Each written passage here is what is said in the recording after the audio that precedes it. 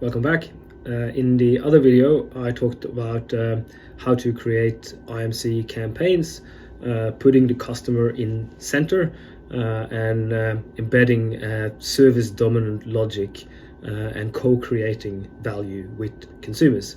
In this video, on the other hand, I'm going to talk more about media selection when we design IMC campaigns, what media to choose and how to integrate them together. So some of you may remember these communications models from the 50s. Not that you necessarily are that old, but it is often used as the sort of basic marketing communications model, where there is a sender, in most cases a business, that has a message that needs to be encoded, so written into whatever channel, which is the media we choose to use. The noise here in this instance is obviously other media messages that's coming through there. That filters through the media out to the consumer, that then needs to decode the message, understand it or ignore it, and in some instances they will then have that sort of dotted line of feedback loop. Now fast forward from 1955 to more modern time, obviously that sort of dotted line feedback loop, that is no longer how things work in a digitalized society. So we sort of moved from this old model of businesses pushing messages to consumers in a sort of direct way through traditional media such as TV, print or radio for that matter, to a more integrative or an integrative approach where we are engaging with consumers in a dialogue as opposed to a monologue where we're pushing messages at them. And also quite often it is the consumer that is initiating the contact. So that could be by contacting a business via their website or social media for that matter. So what we need to look at these days is more of a pull strategy. How can we pull consumers towards us? How can we get them to come to us, as opposed to flogging them with more messages and materials? So we need to look at this two-way communications. Let's look a little bit about how the media landscape has changed over the years. So this is back in 2014. We're looking at the time people spend on media versus how much you spend on advertising. So we can see back at that time people were spending more time on their computers than what ads were being spent on there. Same with mobile, while ads were spent more on radio, newspapers and magazines, and also TV disproportionately. So we got to catch up, and if we fast forward another decade, we see what actually happened, and a lot of this has then flipped. So this is for US consumers here, and if it's above zero, then that indicates that the advertising spending is larger than the consumption. So TV, social media, there is disproportionate spending there. We can look at this also from a global perspective on this slide, which gives you a very similar picture from the US and also globally. Companies are overspending on TV and social media, while they're underspending now, as opposed to for 2014 on radio in particular there. And then there are these new types of media like podcasts and online audio, so online radio, for example, that clearly comes in there as consumers are spending more time on it, but the ad spending hasn't quite caught up with that yet. And this sort of tells me that quite often as marketers we can be too reactive. So we jump on the bandwagon, but by the time we does, everyone else has done that as well. And perhaps it has something to do with planning and systems and cycles, and a lot of businesses are too slow. Businesses are too heavy in a sense, so they're not nimble enough and agile to be able to constantly look at, okay, so where are the consumers? How do we best reach them? because good marketing is always about disruption. And you got to fish in the pool where the consumers are, where there is, to go back to the SRAM communications model, less noise. And if everyone else is spending an enormous amount of ads, such as on social media, then there's a lot of clutter there. So you may be better off focusing on podcasts, for example. So that's something to think about for your analysis.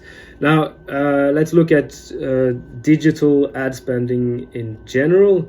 It's increasing worldwide, but not as fast as in the past. What that tells me is that we got to stop using that bloody digital word, because the world is digital, and so yes, of course, we will spend on digital. That is just how things are. Everything is digital. Newspapers, billboards are digital. So why do we keep drawing this distinction? And similar, why do we keep drawing the distinction, is the stats about mobile versus desktop and how that has evidently changed over the years. And it's harder to find newer stats on how this is changing these days, and I suspect that that's perhaps due to increased integration, and we now look at things in a different way. So it's mobile first rather than mobile versus desktop, because it runs online, and quite often using apps on the mobile that translates into sometimes also an app on a desktop or a website or anything else. So the integration is what matters there, not having silos of budgets for desktop or mobile in that sense. Now, many these days want us to believe that print media overall is dead, and that there is no point spending any attention or money on it at all. I sort of beg to differ, and there are some statistics on the slide here with a link to an article that you can also have a look at, perhaps something worth debating in a blog post. But we see some impressive statistics there about trust in print media in general, and the time people spend on it. Now, there are situations, of course, where you may not be able to use your device. For example, on a plane, all the things are changing there as well. But at least go back a few years, there were always these magazines on the flight, and if your battery ran out of on your phone and you were on a budget airline without in-flight entertainment, and that magazine was all you had. But people seem to pay or to trust it a fair bit more. But also keep in mind that anything digital, there is always a lot of stuff going on. When you read things on your phone, there's always that sort of endless scrolling. So your attention, there is always other things in competition for your attention. That is not happening when someone is engaging with a physical print media. There is less competition for your attention. But I think the most important stat to pay attention to here is the one up in the corner that says 400% effectivity of marketing campaigns that combine print and digital. So thinking about that integrated marketing communications approach. So you're putting print ads with QR codes, for example, or otherwise. There's an example at the end of my slide deck with Nivea that had this little sort of rip out from a magazine that's sort of super engaging. So think about how can you integrate your print with your other digital channels would be a really good way to go. And also keeping in mind that the overall spend of print is decreasing. That means that there's less noise, less competition, less clutter, and therefore easier for you to get your message across. As long as people are still consuming the media, it's a good idea to use it. So the industry reading I want you to have a look at today is HubSpot's Plain English Guide to IMC. So it's a really good article that sort of lays out the most important thing you need to consider: how to build a campaign, best practices, and then some examples. So obviously looking at this from a media selection perspective, so IMC then is about aligning your marketing channels in order to promote your products or services in tandem across multiple media. And it's a good idea to do that, of course, because it can reach a wider audience. Not all consumers use the same media, so by using multiple media you can reach more consumers. But you know, we all also use more than one media, and then when we're seeing that your message across multiple channels, that means that there is a higher likelihood of the brand being top of mind, keeping that brand on top of mind in consumers' mind. And it also builds trust. When we see consistent messages across multiple channels, that signals that this is a trustworthy brand. And of course it can save us money because you develop packages in one media, for one media, that can be translated into another media, so you don't have to develop everything from scratch. And depending on your strategy, and depending on whether or not you're using more a media that's more geared towards dialogue, then consumers also of course can help you promote your brand. So HubSpot outlines how to build an IMC campaign in 7 steps.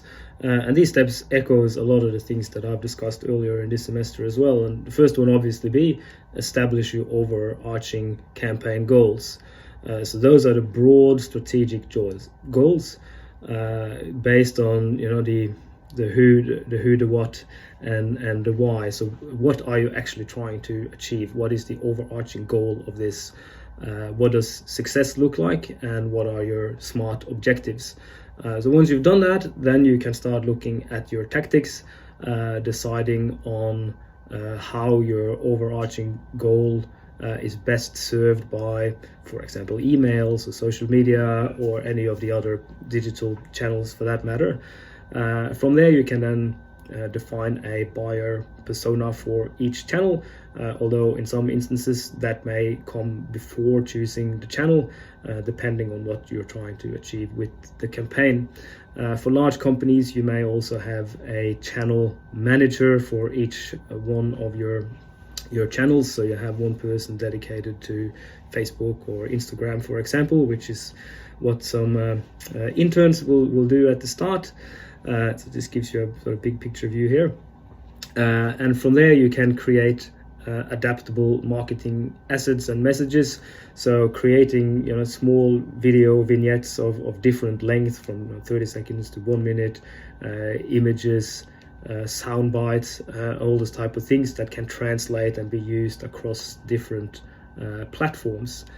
You also need to have a plan for how you're going to collect leads. So if the campaign is not about directly creating sales, for example, what behaviors do you actually want from consumers? If you want to create or raise brand awareness, is there something they can download, for example, or signing up for an account or stuff like that, so that you can actually collect and measure those leads and those actions. So you got to think about, what do I want consumers to do and how can I measure that? And then at the end you can launch and measure and iterate your campaign at the end. And finally, we got to look at some IMC best practices. You always need to align things behind the scenes, so people need to communicate with each other, especially if it's a large marketing department where people are focused on doing different channels, or even a group of students doing implementing marketing for a small business, working on different channels. You got to align things behind the scenes to make sure that it is consistent and it looks the same across the channels. And then also consider how consumers transition between channels.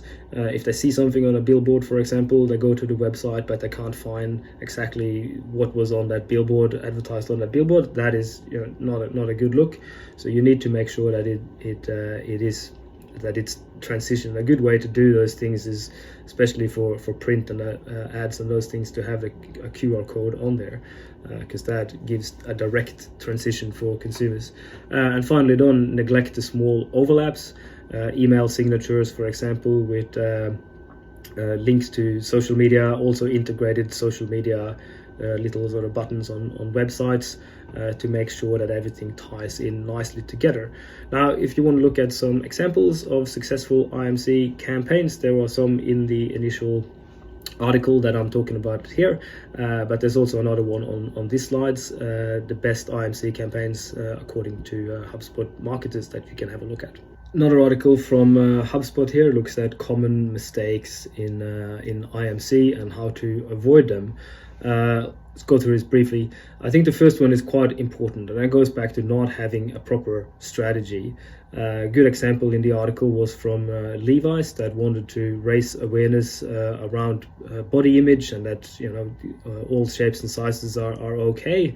That was not communicated down the channels, and then the social media campaign showed models that all looked skinny and more or less the same. So having that clear view, what is it that you're trying to do? What does success look like?